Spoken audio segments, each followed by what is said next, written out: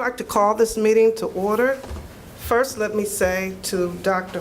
Scretta, thank you so much for allowing the board and the community to come today at Central Middle School, to the administrative staff, to the food service, janitorial service, to the students, everyone who makes Central special.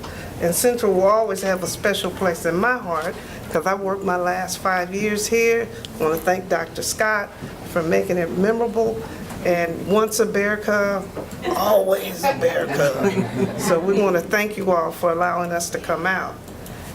At this time, we'll start with the Pledge of Allegiance.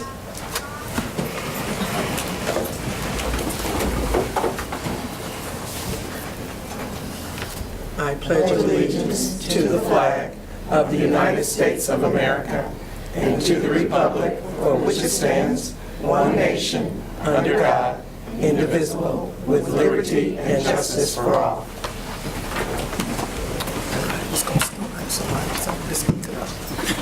I asked our clerk to do our roll call, please. Harold Brown, Maxine Drew, Present. Janie Humphreys, Present. Bridget Jones, Present. Wanda Brown McCage, Present. Alvina Nguyen, Stacy Yeager. At this time, I ask for the approval of the regular agenda. So moved. Second. It's been moved and properly second. Question? All in favor? Aye. Ayes have it. Thank you. Now we'll have communications. First from our superintendent, Dr. Faust. Good morning, everyone. Good morning. So when the first start, I'll say it's cold. My body is getting used to it, but it's been a while. And it's still fall, it's not winter, that's the thing. So, but I want to thank everyone. We are moving full speed ahead, making sure that we are crossing every T and dotting every I, and it's important to make sure that we're doing it for our students. We are looking specifically at how we are teaching our curriculum and what that means. Definitely looking at our special education students and how we are providing services for them. That's something that we have to make sure that we're doing and that we are abiding by our state policies. But in the meantime, things are going well.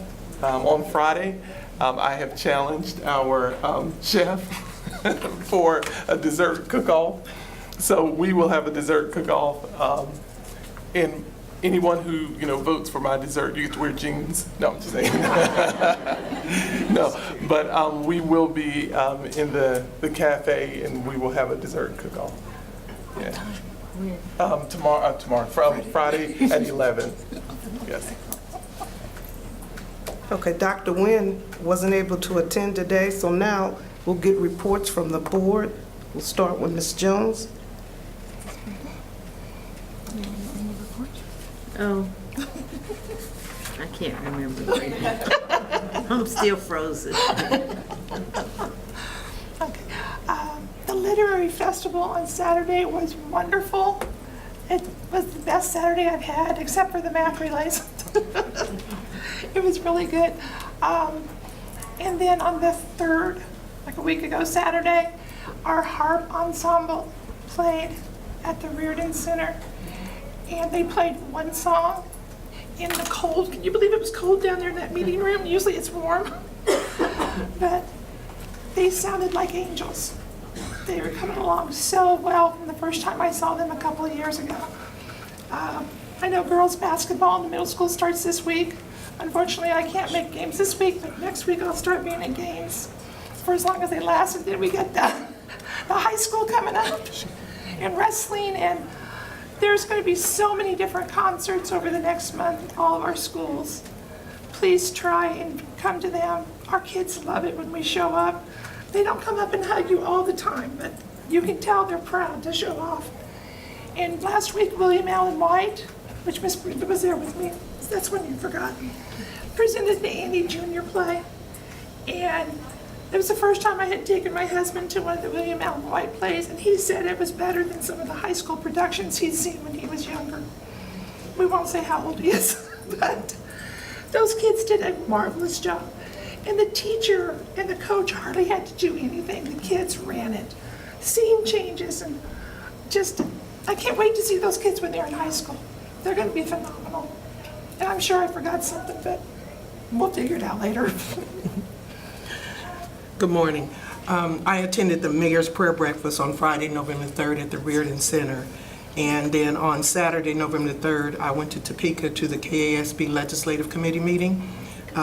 We listened to representatives from two different school districts who modified their curriculum by changing bell schedules for teaching in elementary, middle, and high school. They were smaller school districts.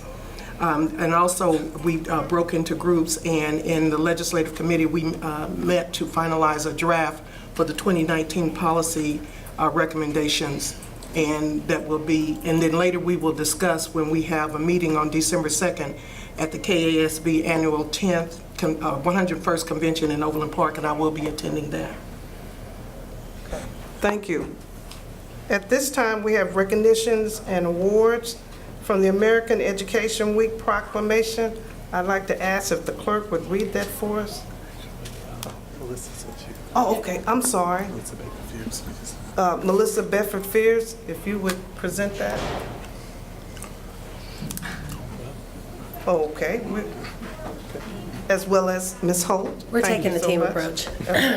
So American Education Week was designed as an opportunity to promote a greater understanding of public schools and the work that we're doing out in the community. So we know of lots of situations where schools are inviting parents, community members, decision makers into their classrooms to spend a little bit of time so that they can better advocate for schools. And it's also a time to recognize all members of the education community. So on Wednesday, it's a particular day to recognize our education support providers. So our bus drivers, our cafeteria workers, people who are serving a critical role but not in the certified teaching position. So we love this week and we're very excited about it. And I will start us off with our proclamation. Whereas public schools are the background of our democracy, providing young people with the tools they need to maintain our nation's precious values of freedom, civility, and equality.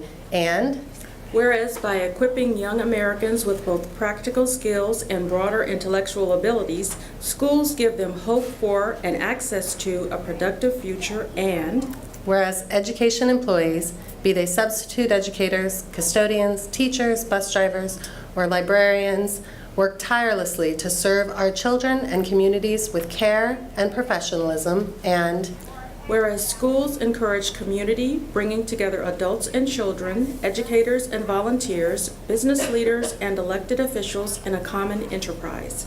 Now, therefore, be it resolved that the Board of Education does proclaim November 12th through 16, 2018 as the annual observance of American Education Week. Thank you, ladies.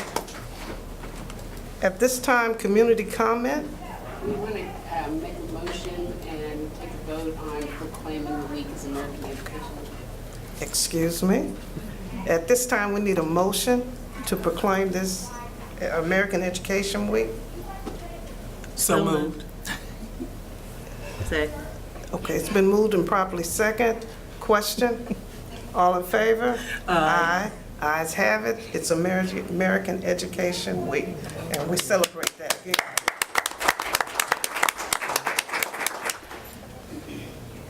Are there any community comments? Okay, none.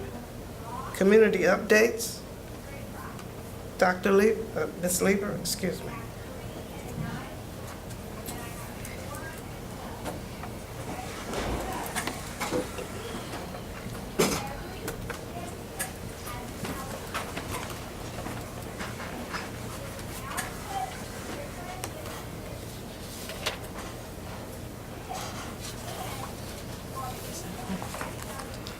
Good morning, Ms. Brownlee-Page, Board, Dr. Faust. This is the library report. Put our mission and our vision and our values again for you to read. The circulation for October at the libraries by location. West Wyandotte again in October led by 34.18%, with checking out 32,534 items, followed by Maine. And if you look at the circulation type, AV, which is DVDs, CDs, Blu-rays, etc., were 42.35%, and 40,311 items were checked out last month. And of course, it's been a couple of months, well, it's almost a year that West Wyandotte has been leading in circulation. Just to report on the library in the park, we had 1,360 total attendees. We had we brought in an author, and he signed 300 books that we gave to all the kids that attended, and he made sure that he signed a copy for each of you. We had 127 people sign up for the library newsletter, and we also brought in one of the bookmobiles. 498 people got on the bus that day. 87 items were checked out, and we had 2 people sign up for new cards. We each one that came in had a comment card, and we found out that 85% commented that it was an excellent program. Nobody said it was poor, and we had 1.4% had no answer whatsoever. We also found out that 50% of the people that attended had library cards, and about 47% did not. So we have our work still cut out for us. We also asked these people, or the patrons, how did they find out about our programs? 37.7% said Facebook. Second was friends and people. And then 12.6% said the Kansas City, Kansas Public Library calendar. And of course, you can see the rest. So Facebook is usually number one on getting the word out for our programs. Friday, a week ago, we celebrated Day of the Dead, Dia de los Muertos. We planned for 250 people because we get about 250 to 300 people for a big program. We were inundated. We had 826 people turn up at the South Library. So you can imagine what we had to do, push them in all corners of the library, but we handled it. And we realized that that was one of our biggest programs. And we may not do it at the South, but we will do it again because people would like to have that. Again, how did they hear about it? Facebook, 54.8%. And then second, from a friend. And again, third was the library calendar. We also asked, when was your last visit to the library? 22% said the same week. Then we had 8% said, within the last month, and that's the rest. 14.5 had no answer whatsoever. But the event, again, the ratings, 72.6% said it was excellent. We had nobody said it was a poor program, and 9.7 had no answer whatsoever. So things we're working on for the next month, we're having a travel exhibit come to the main library. There's a flyer right in your book. And this is a story of the sitting at Dockham drugstore in Wichita in 1958. It's the 60th anniversary. December 4th at 6 p.m. we will have the program at the main library, and you all are invited. And the title is People, Pride, and Promise, the story of the Dockham sit-in, America's first successful student-led lunch counter sit-in. We're also pushing, it's wintertime again, pushing our e-community reading November through January. The adult reading is also starting, registration December 17th, so everybody can sign up. And we we will be launching the student read as well through winter break, from winter break through spring break.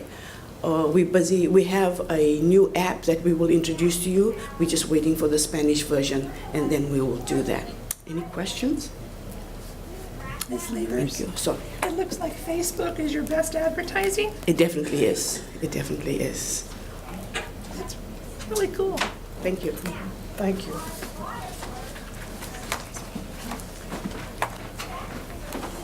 Now we'll have our reports of the superintendent. Yes.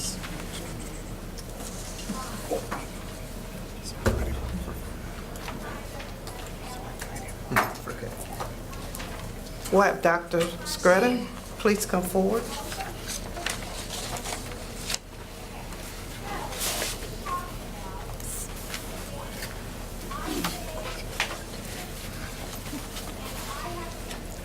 I guess I'm up, huh? Okay, good morning. I'm Dr. Fred Scretta, the principal here at Central Middle School, and welcome and thank you for visiting our building and seeing what we have going on here.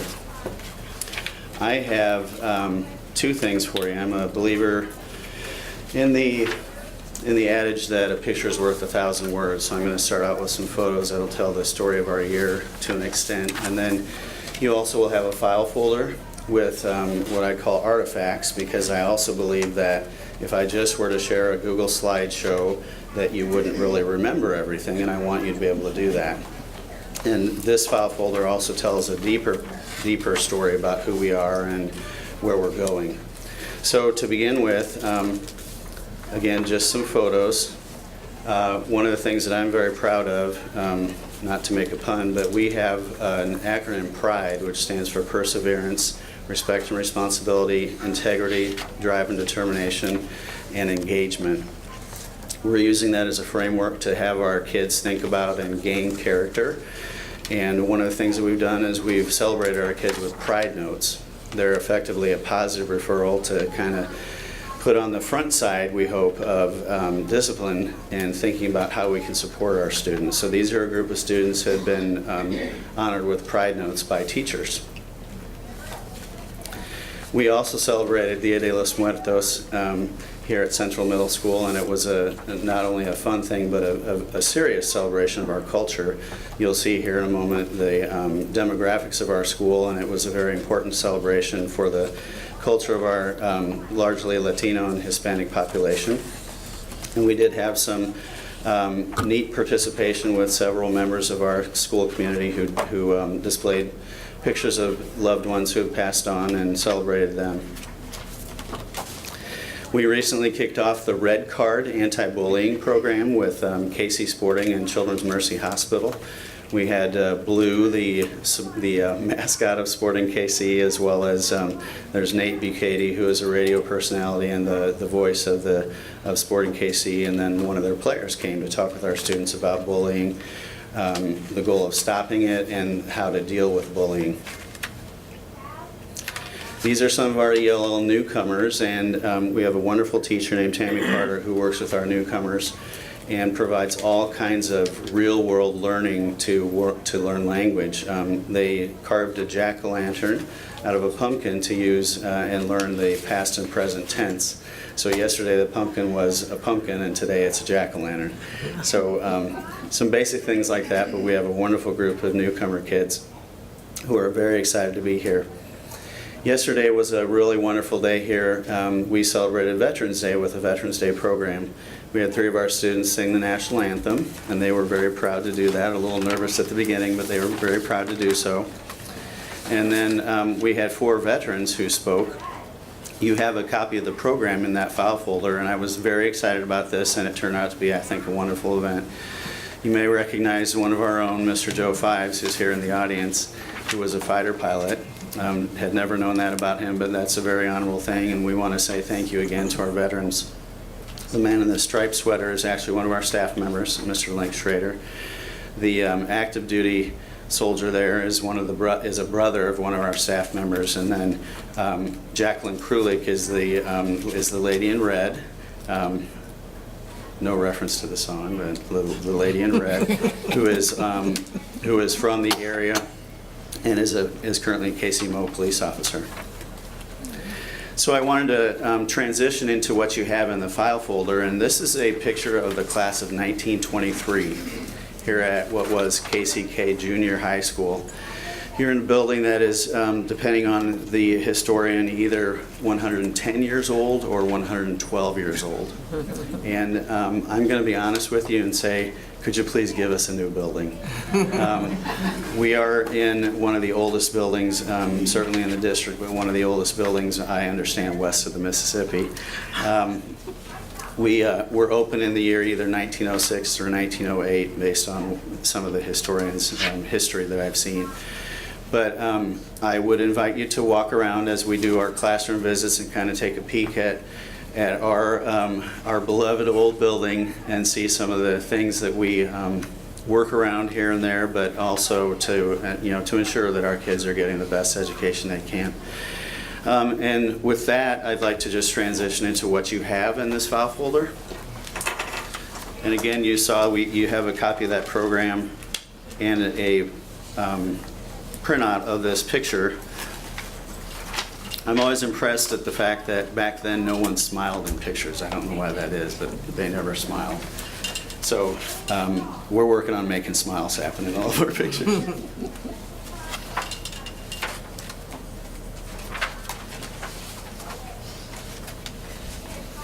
So the items that you have in that file folder then, as I said, kind of tell the deeper story of who we are at Central Middle School. And you'll see that we are certainly diverse in every sense of the words, but it's a bit different kind of diversity compared to most of the other schools in our district. We are predominantly Hispanic, and out of Infinite Campus, it shows that we're 78% Hispanic out of our total population of now 758 students.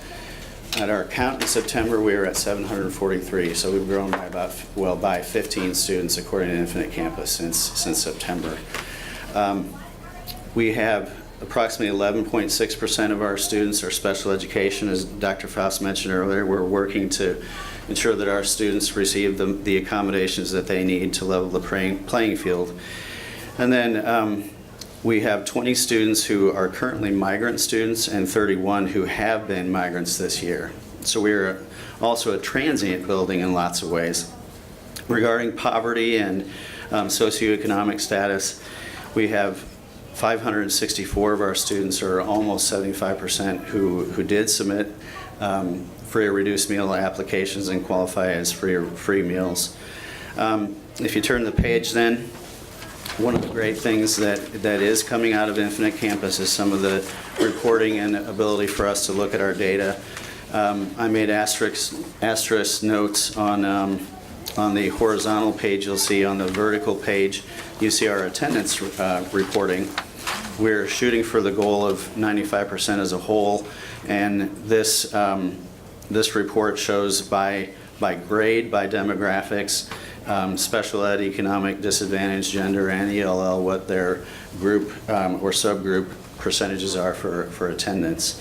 And then the third page you have there shows our discipline record currently, and what it does is allows us to see, there is another report that shows the actual students, but this report is a behavior analysis that shows the entire spread of violations that we've had, and you'll see that there are 3 that I've noted there that show here are the things that we really need to focus on and deal with.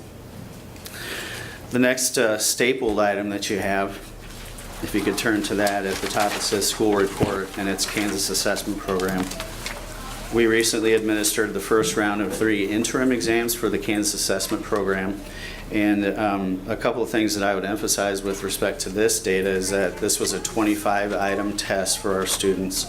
So it's not a huge sample size of questions, but you will see in this report, or these reports, grades 6, 7, and 8, English Language Arts shows first, and then math after that. Those are the two biggie areas for us.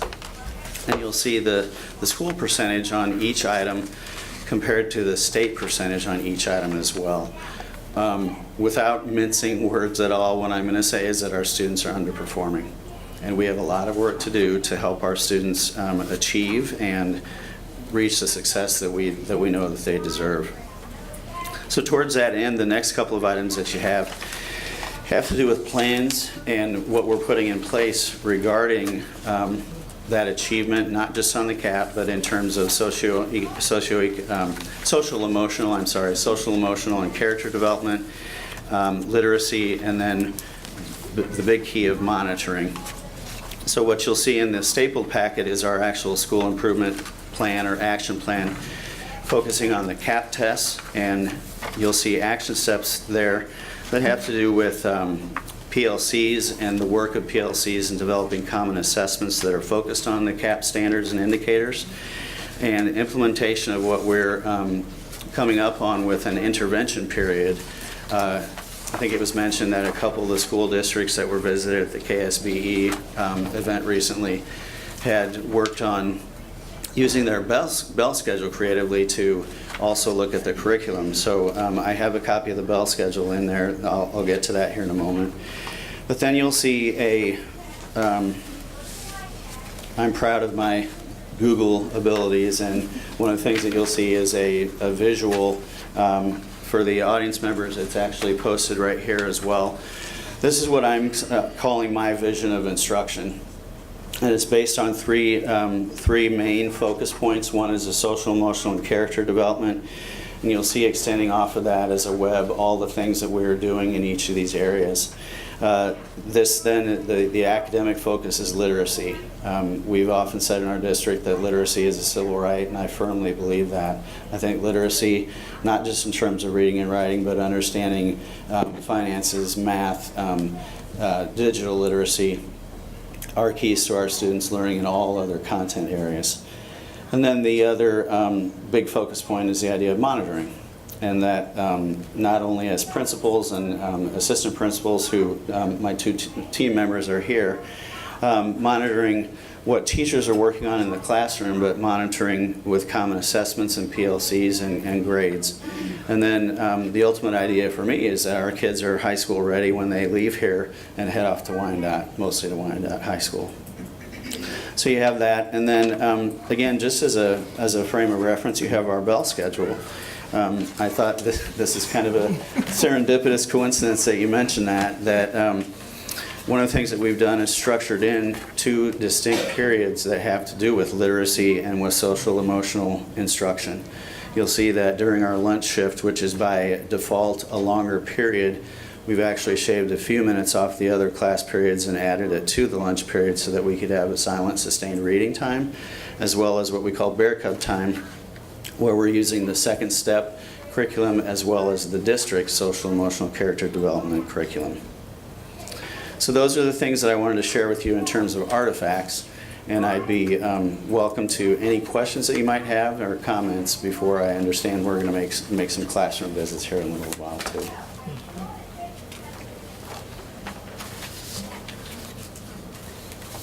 That's a lot of good information. Thank you. Yes, you're welcome. Thank you. Because sometimes we get told a lot of things, and then we go back home and we go, wait a minute, what we hear?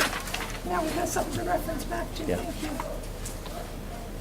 I'd just like to say I'm very impressed with everything that you have in the folder. It gives a direction as to where you're going to go and how you're going to do it. And I appreciate being able to see this.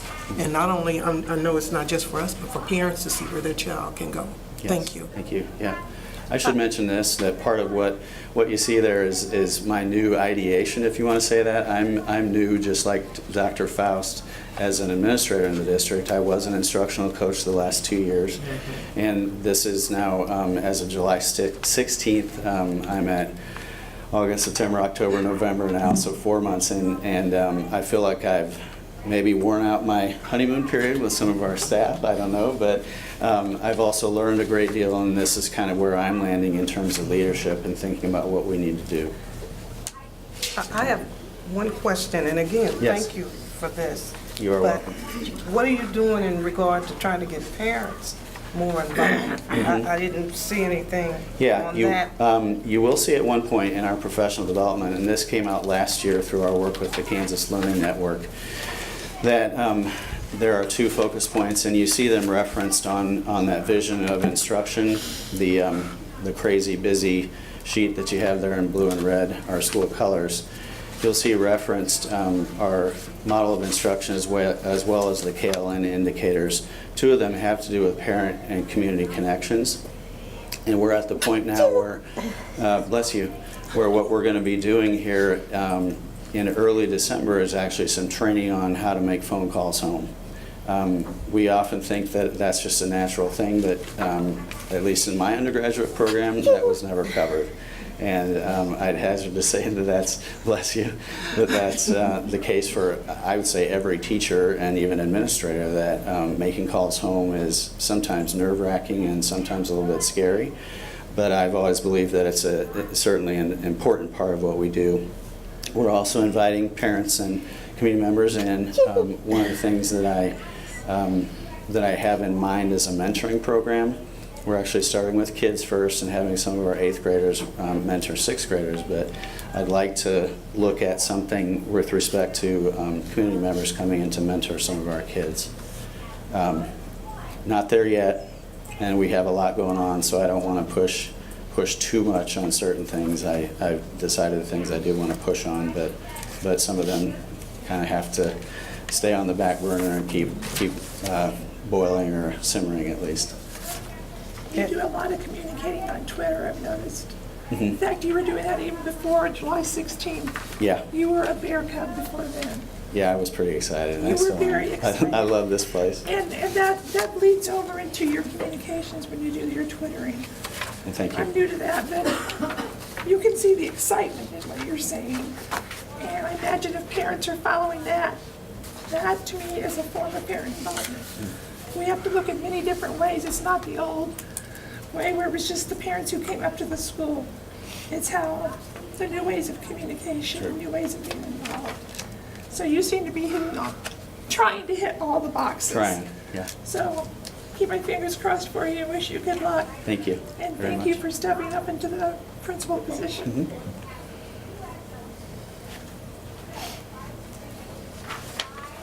Do you have any other questions or comments? That's good. Okay. All right, well, I appreciate the time and the opportunity, again, for having you visit and hear about us, and then, again, soon to visit some of our classrooms and see what we're doing with, our teachers are doing with our kids. Thanks.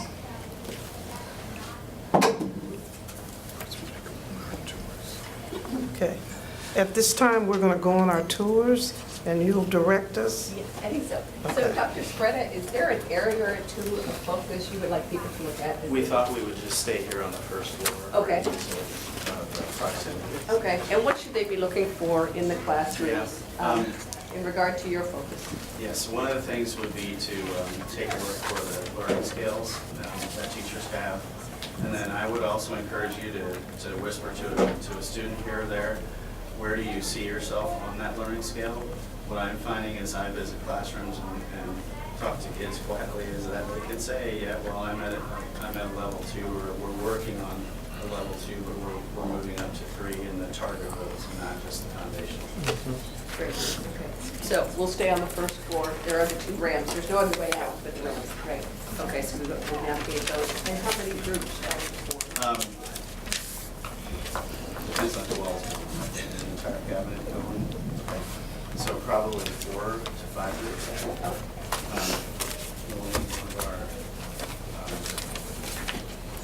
We may not have enough staff members to direct each group, but we can still pop in. Okay. Any classroom is fair game. Okay, so if we do, So I can take probably 3 people. okay, or it'll be more, because sometimes others kind of, how much? Yes, Dr. Campbell is here. Okay, Dr. Campbell. And then Ms. Helm, would you like to? Okay. That'd be great, then I can. Perfect. And so there'll be 1, 2, 3, 4, 5 groups, and maybe if we just kind of pick a group and going out, and we'll keep it short. I know that we're staying on first floor, and we can do all the stairs and all, but we'll do this. So what about 10 minutes? Is that about, okay, 10 minutes for the visit, so check your watches. Okay, well, I hope that everyone enjoyed the opportunity to see some of the students. Maybe just a little bit of feedback related to the scales that you may have seen posted, students may have referenced, and perhaps understood where they were with relation to those scales and targets. And so if 1 or 2 things, some areas of that you reported or that you saw, we'd love to hear those now. The students were engaged and they were going along, and the teacher kept them on target. And the communication that each student had with each other when they got in groups. And I learned something that I forgot all about, how stories, while we see stories the way we do. Thank you. I got distracted. I was in a computer class and I was admiring the way the instructor was talking about the digital footprint. Good footprint, bad footprint. He was talking with the kids about how to get to number 4. You have to have a lot of details so you can analyze. So that's good. scales. And then I was lucky enough to go in Mr. Beatty's art class again. I've been in there many times, and they're not just sitting there cutting and pasting. They actually have a job to do. The one boy was making a stamp, and they were making it different, I guess like 3D. And how, if you take this piece and cut it out and glue it on this one, it makes it different and draws your attention to it. So it goes to show that our elective classes are teaching the same skills that our math and reading and social studies classes are. And we need to really respect our extras or specials, whatever label the individual building puts on their teachers, for how they enhance what we're teaching. Yeah. Great. That real world application almost always. Yeah. Anything else that we saw? Oh, okay. I had the chance to visit 3 classes. I went to Miss Rose's class. It was 7th grade language arts, and they were dealing with pronouns. And I think it's always neat when you can see that the class feels comfortable with the teacher. They're not afraid to ask questions. They're involved in the discussion. The young people that I talked to, all but one was on number 2 on the scale, and the ones who were on 2 said, hey, we already knew that. Our teacher last year taught us that. So this is just reinforcing what we already knew. And they were really excited to say, I got this, I know this. And then the one young man, I think it may have been a language factor because he said he didn't know, and I thought it may have been a little bit more that he might have just been putting in or something and he's learning it. But he just said, I really don't know. So he's beginning to work on that, and she had him involved, and she was constantly moving. We also went to the newcomers class, Miss Carter, and if you know Tammy Carter, and I had the privilege of working with her for 5 years, she's good with those kids, and she makes them feel comfortable. They're eager, they're excited, they were involved, and I like her motto still is, it's not easy, but I can do it. And that was a constant thing. Okay, you didn't know that, but what do I always tell you? It's not easy, but I can do it. And they were willing to try. They were excited about what they were doing. And most of them were on scale 2. And she constantly, calling on them, involving them, which is good. You don't just get a chance to disappear. And that's important. And the group was small enough. And that was important to me for the newcomers, to keep it small enough where they're interactive and they feel good about themselves, and she's constantly building them up and they're willing to try. And then we went from the newcomers to Miss Hayden's class, where she had a smaller setting as well with 4 kids, and they're utilizing the computers and things more. And I would say they were at a 2, but they were just kind of back and forth. And those were the 3 that we got a chance to visit. And I just thought for the newcomers and the next group that transfers out of that, the smaller setting is so critical for them to make the transition so that when they get mainstreamed out, they can be successful. And that's the key, to build their self-esteem, to get them involved. They feel good about themselves, and you want every kid to feel good. And I see that hasn't left Central, and that's critical. Well, Along with that, I do agree with the concept that I noticed in the classroom, that the students are at a level of comfort in being able to explain to the teacher what they don't know. And that is a positive thing that works. After teaching for 35 years, I can say that I see that change, and that's good. And then we visited Ms. Reno's class very briefly, and she was teaching on galaxy. And to get them to understand, she explained the scientific concept, but one of the students asked a question about the galaxy on the apps in their phone, the fact that they have so many, and they connected it from a scientific point of view. And so I was very impressed with everything. Thank you. So I had the opportunity to visit a couple of classrooms with the group. And one of the positives that I saw is that kids are here ready to learn. So they come to school ready to learn. I do believe that we can do better instructing them. We were in a reading class, and the teacher did read to the students. And what I want us to get to is allowing students to embark and take the opportunity to read to themselves, and then allow the teacher to ask questions that will provoke thought, to increase learning, to stretch the thinking, provide students with, if the learning target is posted so that the kids can actually understand what they are learning, and then we address what they're going to be learning through the reading. The stories were good, so it was a writing lesson. And then oftentimes as instructions and as teachers, we know where we're going, but the kids don't always know where we're going. And so allowing them to, they had written on scary stories, and they were reading some stories from some of the fairy tales. So providing them access to their actual writing and actually doing a comparative analysis of what they've written and how does it compare with the actual story, and then rating their story as opposed to the other one. That gives it rigor, and it gives it credence and relevance to what we're teaching them, because we're doing a lot of things in isolation. You learn over here, and then we write over here, but that's not how writers do it.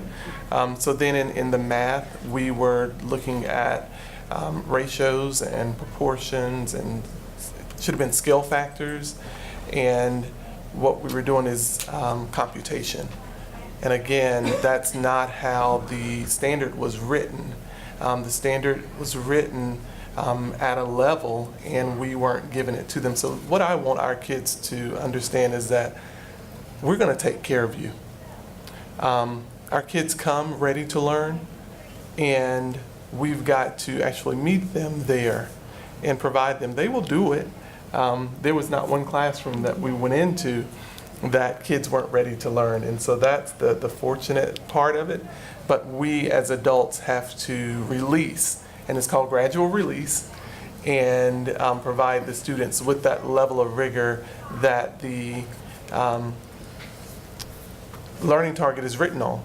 And so what I would like for us to see is that we start where the target is, and either we start the lesson there and then take them there, but at some point we have to be where the learning target is and teach it at that level in order for our kids to be ready. So we will get there. Well, I thank you very much, and thank you to everyone who helped to take us around and visit the kids, and to Dr. Scretta and the staff. So thank you.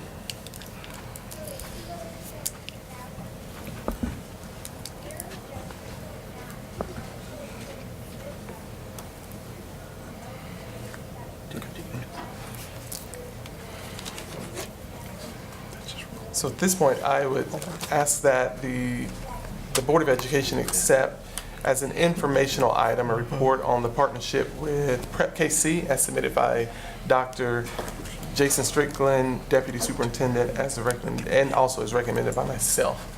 Good morning, everyone. Good morning. Good morning. I'd like to invite to the podium Susan Wiley. She is the President and CEO of Prep KC. We have had a long time partnership with Prep KC, and they have helped us in many ways and helped support the growth and development of our students. So she is here with some follow-up information from the spring. She presented to us, sharing some information about our partnership. So Ms. Wiley, thank you. Thank you. And Thank you, Board of Directors.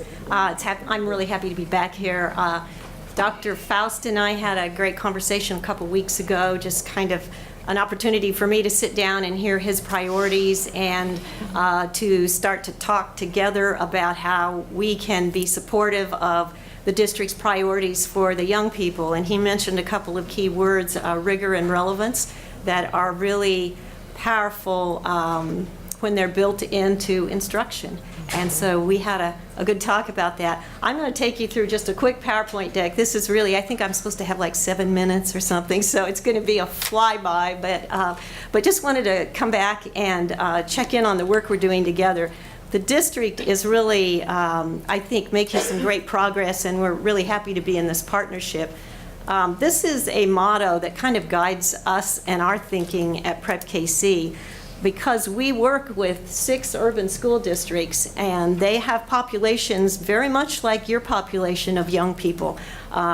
Children from lower income families that are free and reduced lunch eligible, growing numbers of English language learners, students of color, and those are the very kids in our city and our region that we really need to give the opportunities to for access to post-secondary education and great opportunities for a career, a good job, and that the way that changes a life in one generation. So here's a little map. It just kind of shows you the 6 districts we work with and the scale we work at.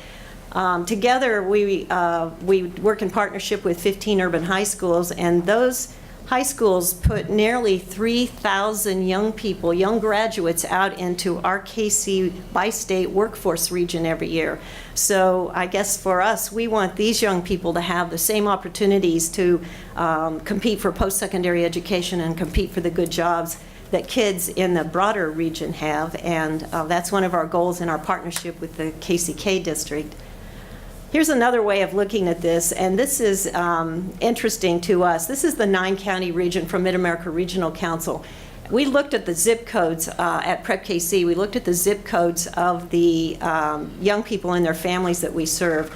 And we looked at the lowest median household incomes across the entire 9-county region, and we have the opportunity to work with 19 of the 20 of those lowest zip codes, where our investments can close some of those gaps and can accelerate some of those opportunities for young people. And so you look at the whole 9-county region, our little footprint there in the very middle, it's a third of the graduates of color in the region and almost half the low-income families. So we feel like together we can really change the future of Kansas City by changing the opportunities that the young people have in our partnership.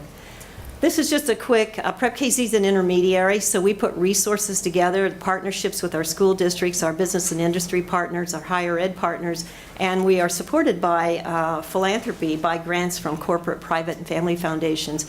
And working together with these partnerships, we are looking at kind of a new way of thinking, and it's a bit informed by the Diploma Plus work that you all have been doing, but our goal with you all is to help graduate every year more and more young people with what we're calling market value assets.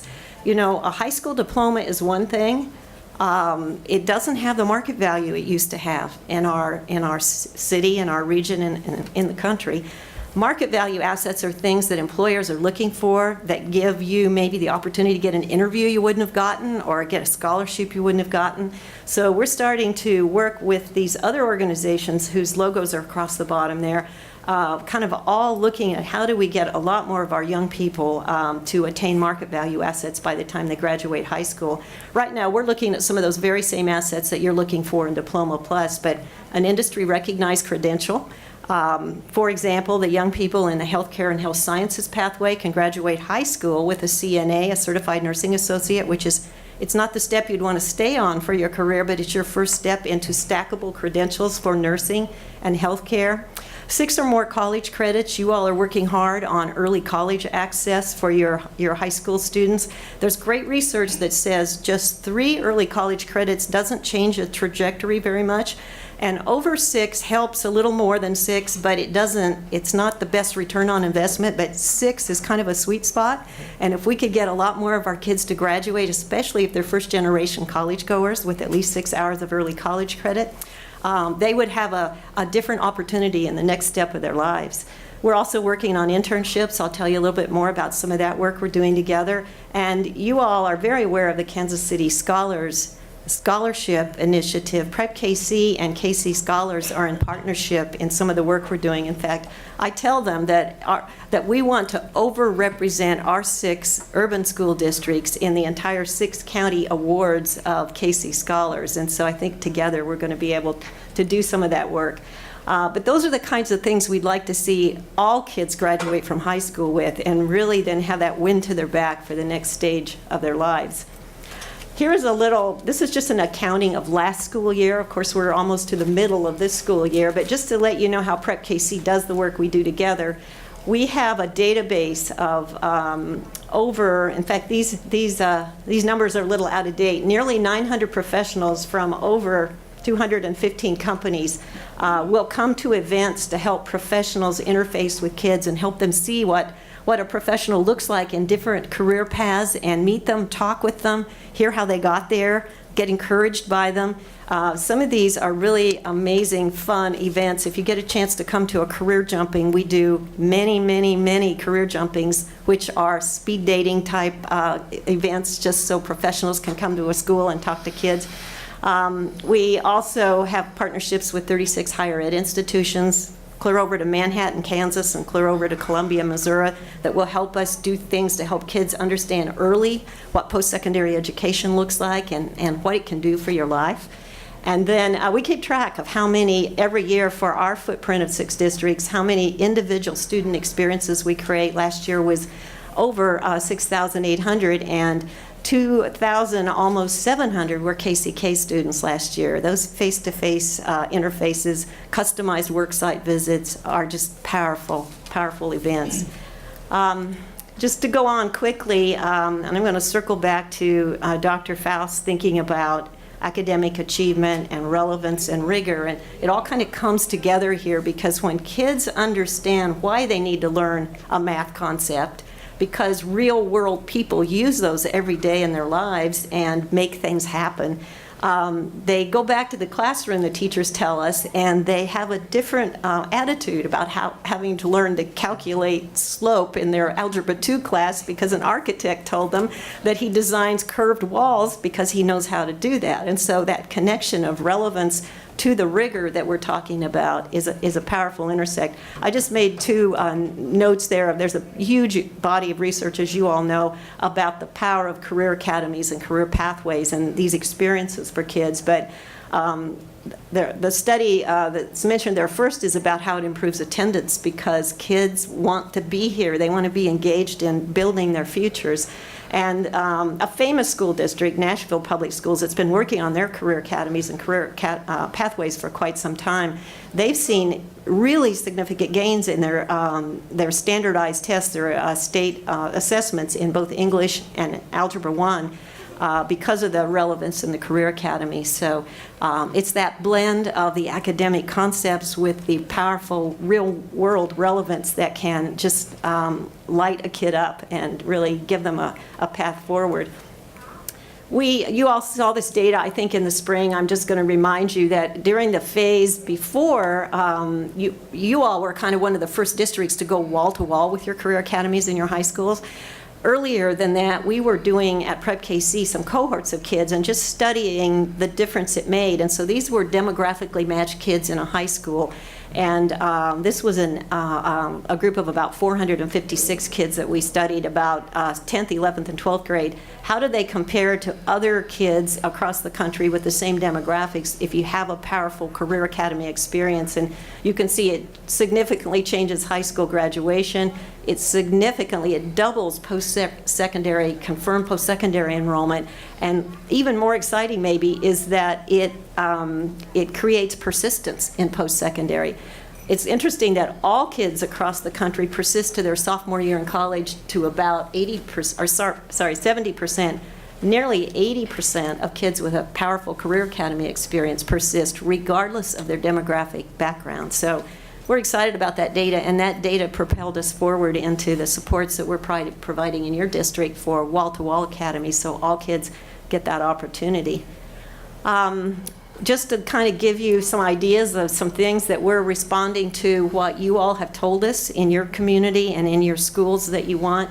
You wanted more upstream experiences for younger kids because you see the wisdom of not just waiting till maybe your freshman year in high school and saying, what are you going to do for a career? But really starting with the little ones and going on through middle school and then building some real intensity in high school. So we have a number of places that we are working now with third graders through fifth graders at the elementary school, and as I said, on through middle and high school, and also working with teachers, which I'll say more about that in just a minute. Scaling through teachers is a request you all have made of us, and several districts have made. They've said, you know, it's great that you get the kids all informed and excited, but until our teachers have the opportunity to know what the 21st century workforce looks like and what employers are looking for, asking for, who they're giving the interviews to, who the scholarships are going to, until the teachers really have that authentic interface, it's, you know, it's harder to get to scale. And so we started to design a couple of strategies kind of early on here, but we're kind of excited about them. The first is adjunct scholarships for teachers. You all told us in your high schools that you'd like to have more teachers that could award college credit. But to do that, as you probably know, because there's a lot of educators on the board, you have to have a master's degree in a content area, or you have to have your master's plus 18 hours in a content area, like science or mathematics or other content areas. A lot of our teachers don't have that combination. They'd like to go back to school, but it's kind of hard to start paying tuition and carving out time. So we started with a dozen teachers, several of them from your district, scholarshiping them over an 18-month period to get their adjunct status. And then, of course, we'll hope and work with you all to place them back in their schools. They'll never leave their schools, but to make sure they continue to teach in their schools, and they're on a schedule where they can offer early college to many more kids because they have that adjunct status and that relationship with a higher ed institution. I'm going to mention the connector platform, and I don't think, I'll circle back to that in just a second. We're talking a lot about, continuing to talk about real world experiences, especially powerful internships, and I want you to take a look at this picture. These are your kids. These are KCK students that came through the bioscience academies in several of your high schools.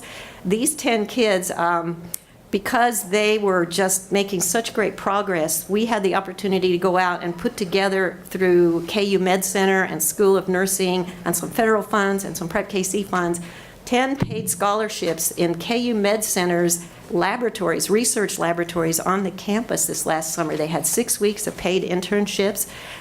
They were working right in the laboratories, one kid to a laboratory, so they were working with a principal investigator and graduate students, and they made their presentations at the end of those 6 weeks, and they were spectacular. I could barely follow the science they were talking about.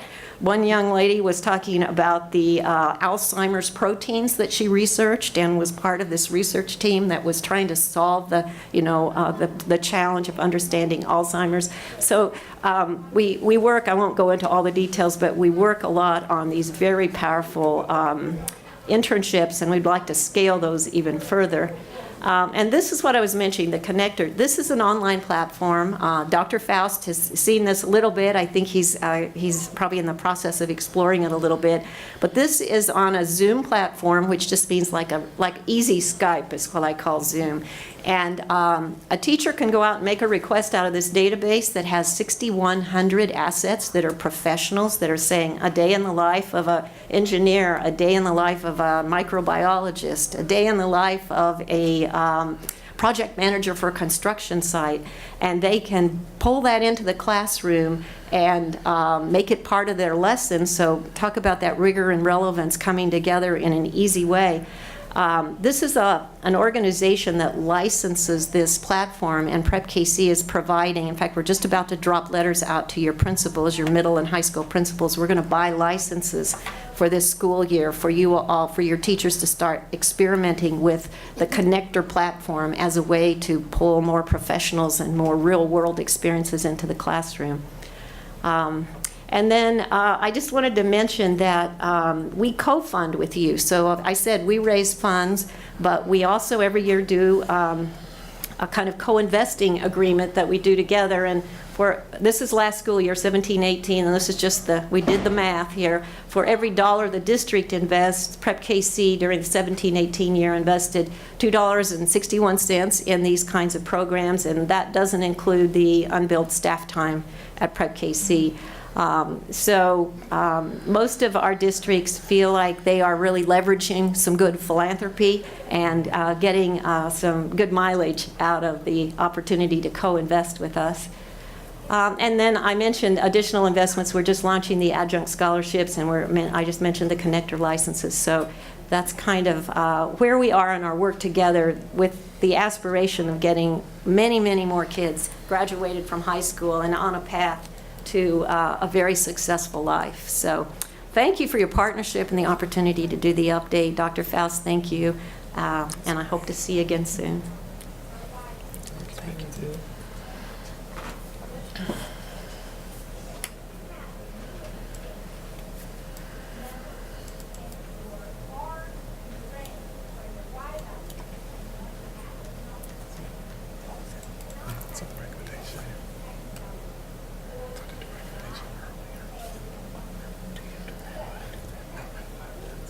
Okay.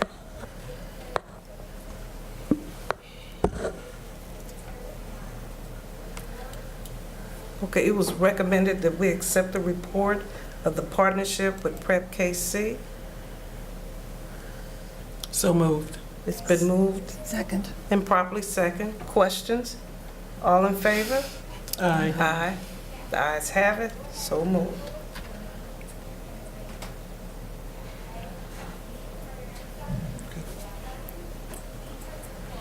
The next recommendation is that the Kansas City Board of Education approve the negotiated agreement with the Teachers Bargaining Unit as submitted by Dr. Kelly Mather, Chief Operating Officer, and is recommended by myself, School Superintendent.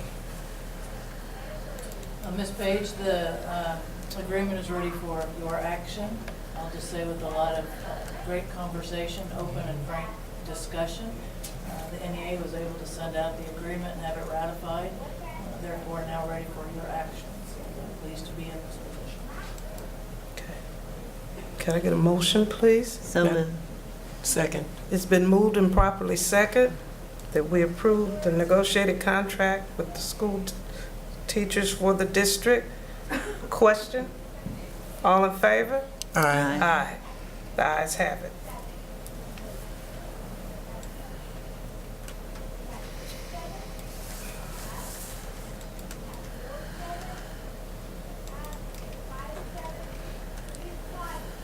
Okay, now we'll go to our consent agenda.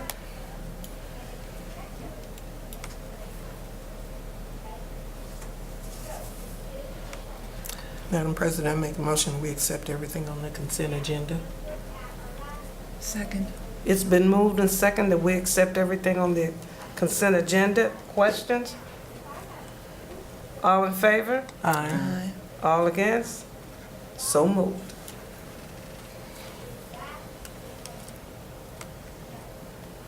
Okay.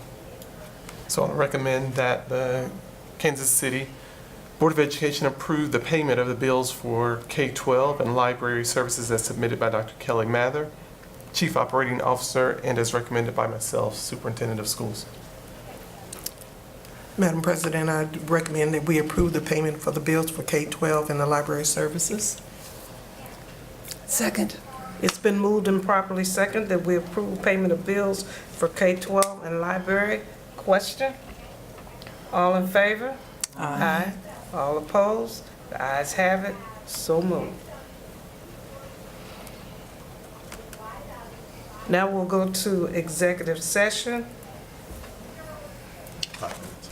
Okay, 5 minutes, and I have 10:07. Do you need a restroom break? Okay. So 10:07, we'll say at 10:13, we'll resume.